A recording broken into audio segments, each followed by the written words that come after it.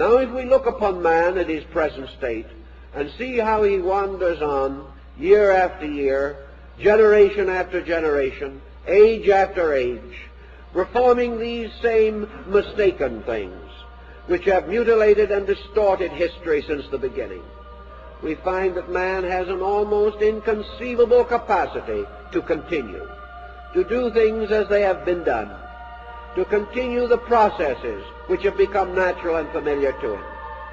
If therefore this man becomes enlightened, if he truly becomes one with the divine power, he may then subsist continuously in this, finding a way of life as glorious, as happy, and as extensive as his more miserable existence is today. He will find then that all institutions which are necessary for his good will flourish, that his life and his world will be enriched, that peace will come to him, that the great enemies, sin and death, will disappear. If not literally, their power over him will vanish. For it is not death, but the fear of death that slaves men to mortality. All things not good vanish away in the light of good. And it is perfectly possible and perfectly conceivable for men to live as well as they now live badly. That only, however, through the attainment of that which is true and necessary can this be done. Discrimination then gives man this picture of well-being, of rightness, of suitableness in all things, and reminds him that he is human, that of all creatures that he knows, he has been most internally gifted with understanding, with insight, with skill, with faculties and powers, with memory and imagination, with sense and intuition, that he may accomplish all these things.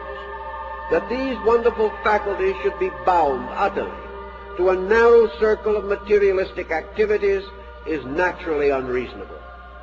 Man with a tenth of the faculties could maintain himself as efficiently as the ant, whose culture and civilization from a practical standpoint is far greater than ours. But man has other purposes. He has other reasons for existence, and that he should have these powers and not recognize that they are invitations to growth seems incredible.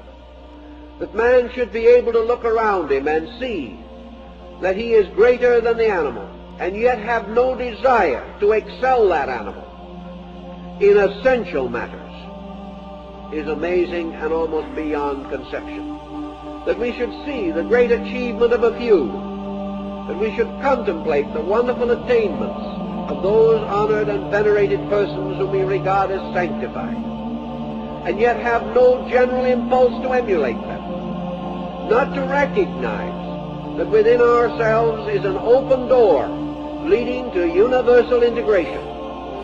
Not to see this in the presence of the power to see it means that we have long been chained and held to false opinions.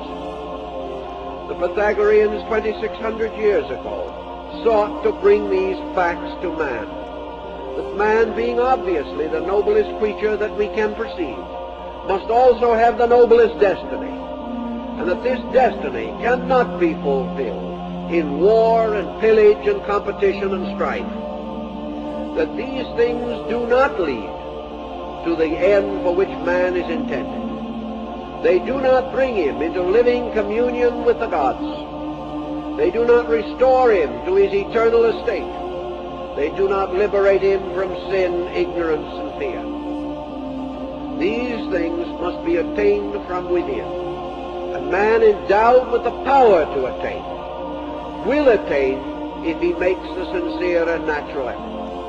But against this effort is the constant inertia, bounded by this eternal feeling that we can't do this and we can't do that. We simply lack this tremendous drive. Nature bestows impetus by giving us problems and showing us that we must either solve or be miserable. And in this emergency, with all our faculties and all our powers, man decides to be miserable.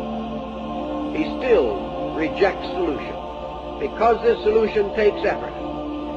And our civilization has gradually decreased our desire to use our resources for a purpose relating to our inner lives. Yet without this resource, so applied, our outer lives will never be solved.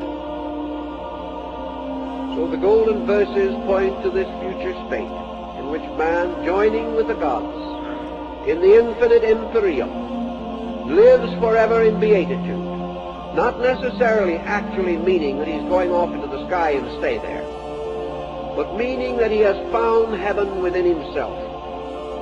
That when he turns inward, he turns upon the countenance of the divine being.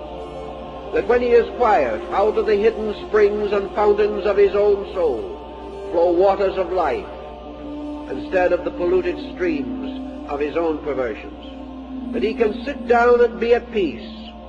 That he can dream and hope. That his faith is stronger than any doubt. And that in all decision, he decides with the gods. And having made this decision, finds that in all things the divine power is with him.